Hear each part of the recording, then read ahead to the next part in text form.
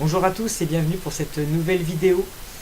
Aujourd'hui je vais vous faire une vidéo pour vous présenter les 5 films qui selon moi sont à voir absolument.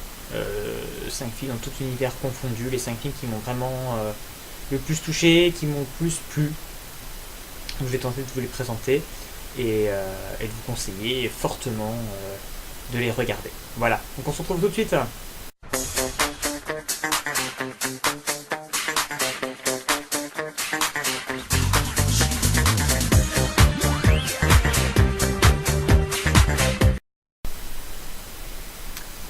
Donc je vais commencer par vous expliquer un petit peu comment j'ai fait mon choix. J'ai voulu, pour faire une sélection, j'ai voulu enlever tous les films qui ont une suite, qui font partie d'une saga, tous les films de super-héros. J'ai enlevé tout ça. J'ai vraiment décidé de choisir que les films qui peuvent se regarder tout seuls et qui sont indépendants et qui sont que chacun peut trouver un intérêt à le regarder. Pour commencer, mon premier choix s'est porté sur Shutter Island, un film de Martin Scorsese avec Leonardo DiCaprio dans le rôle titre. Donc il faut savoir que ce film est basé sur un roman donc, du même titre de Denis Lehan.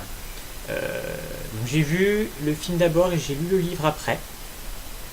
Ce qui était super intéressant, c'était que le livre donc, se lit très facilement, le livre est super intéressant et le film est une super adaptation du bouquin. Il le suit fidèlement, on retrouve les mêmes ingrédients, les mêmes touches, donc les deux se complètent bien et c'était vraiment une très très bonne lecture. Donc pour vous parler principalement du film, de l'histoire, alors j'ai plus son nom, donc on suit le marshal Teddy Daniel qui arrive avec son assistant sur l'île de Shutter Island. Faites-moi un topo sur cette institution. C'est seulement que c'est un hôpital psychiatrique. Pour fous dangereux. Nous ne prenons que les patients les plus dangereux, les plus gravement atteints. Ceux dont aucun autre hôpital ne peut s'occuper. Je vous informe que vous devez nous remettre vos armes. Mais nous sommes Marshal des États-Unis. Pendant votre séjour, vous suivrez le protocole. Messieurs, bienvenue à Shutter Island. Shutter Island, donc une île où il y a un hôpital psychiatrique sur cette île.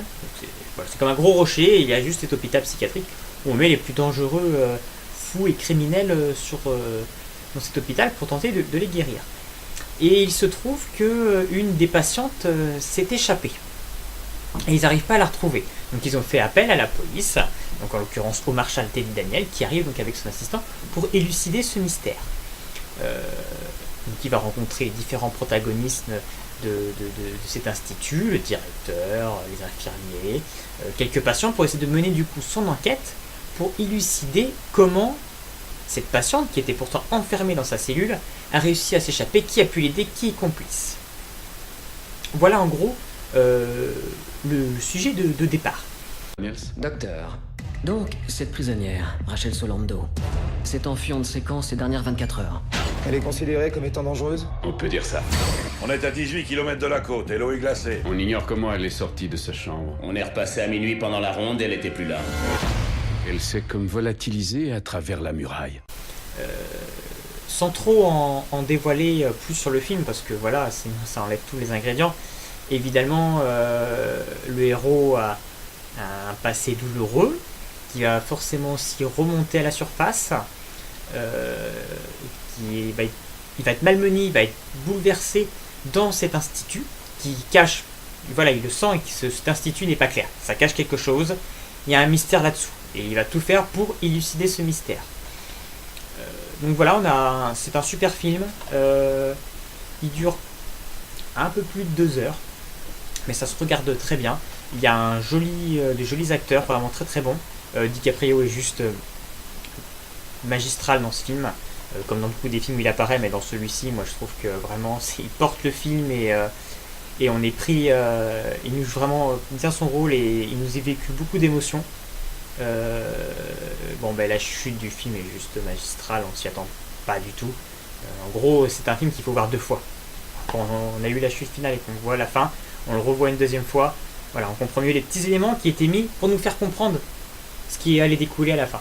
Donc vraiment un super film, bon, assez plutôt sombre, on est un peu dans l'esprit un peu quand même thriller. Il le considère, voilà, c'est quand même un film interdit aux moins de 12 ans malgré tout. Mais vraiment c'est vraiment l'histoire qui a un scénario et une histoire vraiment très forte. Et c'est vraiment super bien construit et super bien réalisé. Et super bien joué. En deuxième film, alors là on va aller sur un tout autre univers, beaucoup plus grand public et beaucoup plus fantastique. Je vais donc vous parler du Monde Fantastique d'Oz, réalisé par Disney.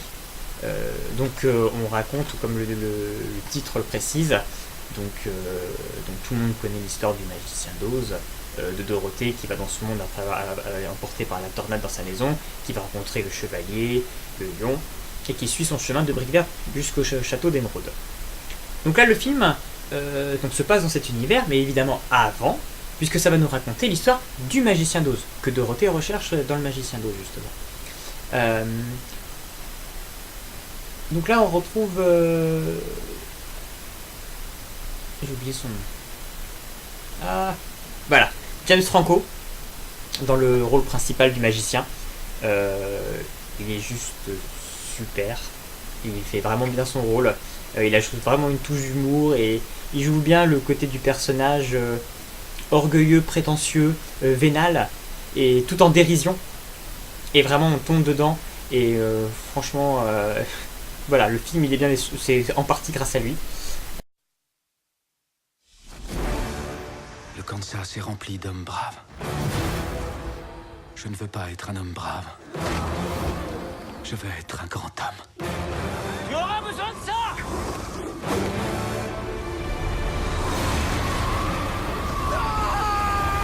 Je ne veux pas mourir! Pas sans avoir rien accompli! Pitié!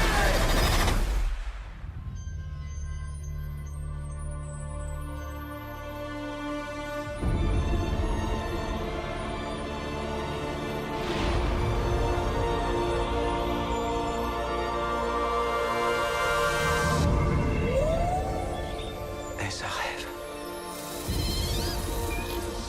Vous êtes au pays d'Oz. Je suis Théodora, la gentille sorcière. Où est votre balai? Vous ne savez même pas ce qu'est une sorcière. Donc je trouve le film magnifique, les effets spéciaux sont sublimes, on est transporté dans cet univers.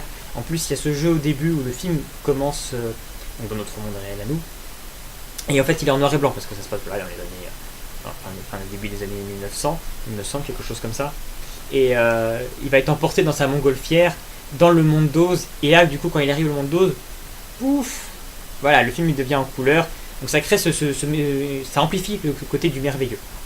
Donc pour parler vite fait de l'histoire, pour ceux qui ne le savent pas, donc ce magicien est donc transporté dans le monde d'Oz, qui est en lutte face à la terrible sorcière, et il y a une sorte de prophétie qui dit qu'un jour un sorcier viendra les délivrer.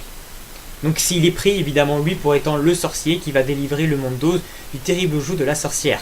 Mais le problème qu'il y a, c'est que lui c'était un magicien de pacotille, il ne connaît aucun sort, il ne sait rien faire. Mais en voyant la peine du gain qu'il peut avoir et toutes les flatteries qu'on lui fait, il dit bien sûr que c'est lui le magicien, bien sûr que c'est lui qui peut sauver le monde, alors qu'il ne peut pas. Et donc il est emporté dans cette histoire, dans ce quiproquo où lui il fait croire qu'il est capable de sauver tout, alors qu'en réalité c'est un imposteur qui cherche juste à se faire fortune dans ce monde et à sauver sa vie. Voilà. Mais au fil de l'histoire, il y a quand même son côté humanité qui va ressortir et que cette aventure va le changer. Donc vraiment un très bon film. Moi j'ai beaucoup aimé. Voilà, c'est du Disney réussi. Il y a de l'humour qui est très bien réussi, qui en fait beaucoup rire. Le jeu d'acteur est très bon aussi. Moi j'ai passé un agréable moment. Le final est bien. On n'est pas dans comment dire, il y a beaucoup de films maintenant aussi pour le grand public jeunesse où il faut que ça finisse par une grosse bataille où il y a les deux armées qui vont s'affronter, un petit peu comme ils ont fait pour le Narnia 2 qui a complètement été raté. Narnia 1 est juste génial et qui a une belle aventure, une belle histoire, et on faisait un Narnia 2 qui était juste basé pour faire une bataille. Voilà. Ils avaient à une époque voulu faire pas mal de films comme ça et c'était vraiment très décevant. Non, là on n'est pas du tout ça, on a un super beau final, intéressant et voilà, crédible. Et voilà, j'ai beaucoup aimé ce film et je vous le conseille fortement. Donc en troisième titre, donc je vais rester un petit peu sur la vague du Magicien d'Oz, en film aussi au tout public et un très fantastique, un tout petit peu plus sombre peut-être, mais vraiment dans le même esprit, Stardust et le mystère de l'étoile. Donc déjà réalisé par Matthew Vaughn, qui pour moi a fait la plupart des meilleurs films des dernières années. C'est lui qui a fait les meilleures adaptations. Il a fait X-Men le commencement, qui est juste le meilleur X-Men. On y a le droit aussi à Kick-Ass, qui est juste super bien réalisé aussi. Donc voilà, c'est un super réalisateur qui sait vraiment bien mettre en scène et créer des effets d'émotion super génial. Donc Stardust, c'est aussi l'adaptation d'un roman de Neil Gaiman, qui a le vent en poupe en ce moment, faut le dire. Donc là, c'était un ancien film qui a été fait il y a quand même quelques années. Neil Gaiman qui a le vent en poupe, du coup, il a signé, pour la petite histoire, il a signé un accord là avec Amazon, et Amazon a acquis le droit de ses romans pour les adapter en série télé. Il y en a déjà une qui est déjà sortie, et il y en a une deuxième qui va sortir très prochainement d'un autre de ses romans. Donc c'est vraiment un auteur à suivre, et j'ai lu quelques-uns de ses romans. J'ai pas encore celui-ci, je suis con pour comparer au film, mais j'ai lu d'autres de ses romans, et c'est vraiment un très bon auteur que j'ai envie de continuer à découvrir. Donc pour parler du film, comment commencer? Alors le film, on suit différents personnages, une étoile filante qui va tomber sur Terre. Donc il y a un des personnages, un villageois qui s'appelle Tristan. Pour séduire sa belle, il lui promet qu'il va ramener cette étoile filante pour lui prouver son amour. Et il va découvrir, qu'en découvrant l'endroit d'impact de la toile filante, qu'en fait l'étoile filante n'était pas une étoile filante, mais était une femme. Et de là, il va quand même vouloir la ramener pour montrer qui était l'étoile filante. De fil en aiguille, évidemment, il va, au fil de son aventure, tomber amoureux de cette étoile filante. D'un autre côté, il y a une sorcière qui recherche cette jeune femme pour pouvoir lui voler sa jeunesse, parce que la sorcière devient vieille, et grâce à ça, en lui volant sa jeunesse, elle pourra revenir jeune.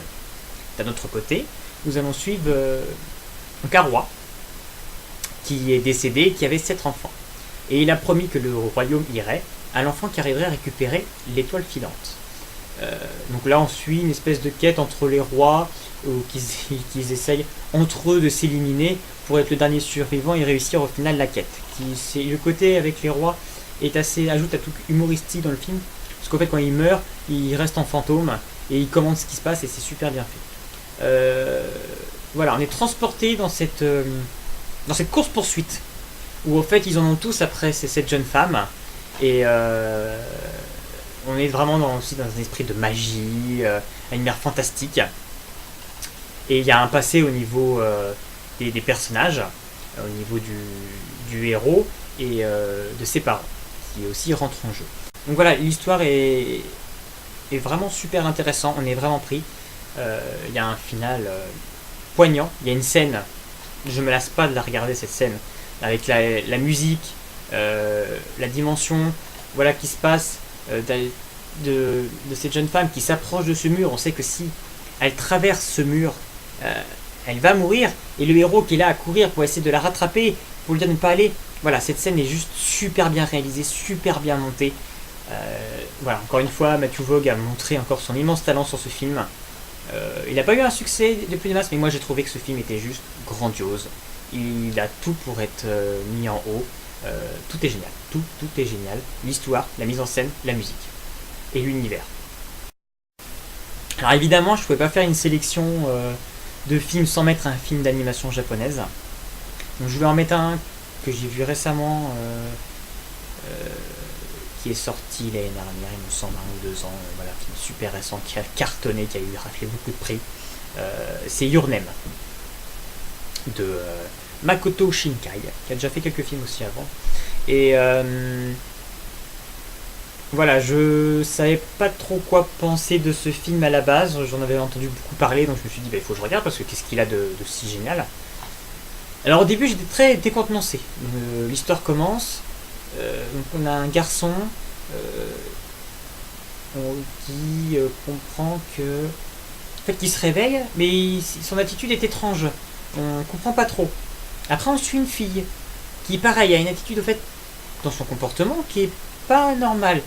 vraiment, le film au début nous perd. En fait, je comprenais parce que j'avais lu le résumé. Mais si on lit pas le résumé avant du film, on regarde juste le film comme ça, on comprend pas trop. Il n'y a pas forcément beaucoup de dialogue. On comprend pas trop qu'est-ce que c'est que ces personnages, qu'est-ce qu'ils font. Au fil du film, on comprend qu'en fait, la fille, enfin le garçon, se réveille dans le corps de la fille et la fille se réveille dans le corps du garçon. Une fois sur deux, en fait. Un jour sur deux, ils inversent leur corps. Et au bout d'un certain temps, ils vont comprendre ça. Ils vont commencer à se laisser des messages à travers un cahier, à travers leur téléphone. Ils vont laisser des messages en parlant à celui, en sachant que le lendemain, ça sera l'autre qui aura repris son corps. Voilà, ils vont entretenir une certaine correspondance comme ça. Je suis où? C'est vrai que j'ai l'impression d'avoir fait un drôle de rêve. Comme si j'avais vécu la vie de quelqu'un d'autre. C'est quoi ce truc? Et alors? Ces rêves. Non, c'est pas possible. Ça s'est vraiment passé? On échange nos vies. Donc voilà, oui, bon, voilà, ils font une sorte de correspondance, ils échangent leur corps, on ne sait pas trop pourquoi. Et puis, à un moment donné, le garçon va se réveiller dans son vrai corps de garçon, et au fur des jours, il va plus faire d'échanges, il va se rendre compte qu'il n'y a plus de correspondance, il n'y a plus rien, il n'y a plus de nouvelles. Même au contraire, les messages ont disparu, tout comme si tout ça n'avait jamais existé. Et là, il se pose quand même des questions, il veut quand même avoir la réponse dans son mystère. Donc il savait quand lui il était dans le corps de la fille, dans quelle ville il était, etc. Donc il va commencer à mener une enquête pour retrouver cette personne. Il a envie de la rencontrer pour savoir pourquoi il s'est passé ça, qui elle était, et savoir pourquoi ça s'est arrêté. Donc on voit là en gros le début du film, qui comme ça on va dire oui, c'est une histoire d'amour, rien d'extraordinaire. Et là voilà, et le moment où il va mener son enquête, il va déboucher sur une vérité qui là est un retournement de situation dans le film. Je vous dirai pas quoi parce que je vous laisse quand même la surprise, mais il y a un retournement de situation qui fait que là on reste bouche bée et on dit juste que ce film est juste génial. Voilà, on a envie d'en savoir du coup jusqu'au bout de la suite, de savoir comment ça va se terminer. Voilà, c'est pas si vous cherchez un film avec d'animation japonaise, avec de l'action, etc., c'est pas celui-ci. Là, on est vraiment dans du film à émotion, intimiste, et avec beaucoup de sentiments. Et voilà, malgré tout, on est pris par l'histoire, pris par ces personnages. Voilà, on vit avec eux la chose. On a peur sur la fin de comment ça va se terminer. Est-ce qu'il y aura une belle fin? Là aussi, je vous dis pas. Des fois, avec les dessins animés japonais, il faut faire gaffe. Donc jusqu'au bout, on se pose la question de comment ça va se terminer. Et vraiment, c'était une bonne découverte. Je comprends qu'il ait raflé beaucoup de prix. Et vraiment un film poignant et voilà, qui fort en sentiment, qui peut donner des larmes aux yeux. Donc je vais finir cette sélection par un dernier film qui est juste pour moi l'un des meilleurs films, je pense, que j'ai dû voir. Le seul défaut que je donnerais à ce film, c'est sa longueur. Il est un peu long, mais qu'est-ce qu'il est génial et qu'est-ce qu'il y a une histoire. Donc je parle de Interstellar de Christopher Nolan, qui est juste un réalisateur pour le coup comme Matthew Vaughn, mais encore en mieux. Christopher Nolan fait des films juste exceptionnels. J'ai préféré en mettre qu'un seul de lui dans cette sélection. J'ai hésité à mettre aussi Inception avec Leonardo DiCaprio, qui est juste aussi un super film. Je le conseille aussi s'il y en a qui veulent regarder Inception. Aussi super film, avec une histoire dans les rêves. Je pense que je ferai une vidéo sur ce film parce que aussi il est canon, mais là voilà, j'ai préféré mettre d'autres films pour faire d'autres genres. Donc voilà, un film de Christopher Nolan, avec aussi un bon casting aussi. De toute façon, sur les films de Christopher Nolan en général, on retrouve un peu toujours les mêmes acteurs, mais c'est toujours du bon. Donc pour faire un peu vite l'histoire, si je me rappelle bien, parce que c'est longtemps que je l'ai vu quand même. Là, je vais reprendre. Donc on suit, comment il s'appelle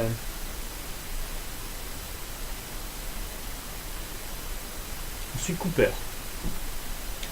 Alors en fait, voilà, on est dans un monde un peu futuriste où la Terre est en train d'être détruite par justement par le climat. Voilà, l'humanité s'est autodétruite. Et lui, c'est un ancien astronaute et il vit dans une ferme avec sa famille Mais par un concours de circonstances, il va être retrouvé par certaines personnes et on va lui proposer de partir dans un voyage dans l'espace pour trouver une nouvelle planète, pour pouvoir amener le reste de l'humanité là-bas. Parce que voilà, l'avenir sur la Terre est fortement compromis. Mais la contrepartie, c'est que ce voyage risque de durer. Le temps de ce voyage dans l'espace va être différent que sur la Terre. Et il risque peut-être de pas forcément revoir sa famille avant longtemps. Donc il se pose quand même la question. Mais voilà, pour le bien de l'humanité, malgré tout, il va entreprendre ce voyage. H-10. Nous devons affronter cette réalité. Rien dans notre système solaire ne peut nous aider. 9. Professeur, j'ai des enfants. Il faudrait que je parte combien de temps? 8. Ce que je vous demande, c'est de me faire confiance. 7. Murphy, il faut que tu me parles. 6. Il faut qu'on règle ça avant que je parte. Tu sais même pas quand tu reviendras. 5. Allumage moteur principal. Tu ne pouvais pas dire à ta fille que t'allais sauver le monde. Non. 4. Quand tu deviens parent, 3. il y a une chose qui te paraît très claire. 2. Tu veux tout faire pour que tes enfants se sentent en sécurité. 1.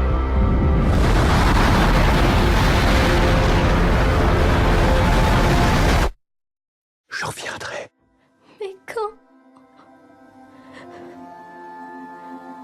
Je t'aime pour toujours.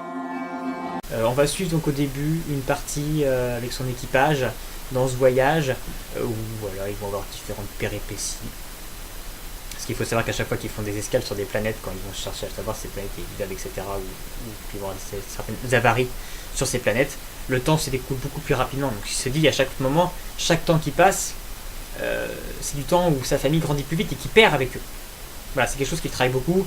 On le voit au maximum communiquer avec eux, et on voit la famille qui vieillit au fur et à mesure et que lui reste finalement au même âge.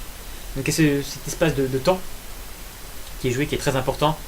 Voilà, on a une scène au début quand il commence à partir où il communique avec son fils qui a déjà eu des enfants, etc.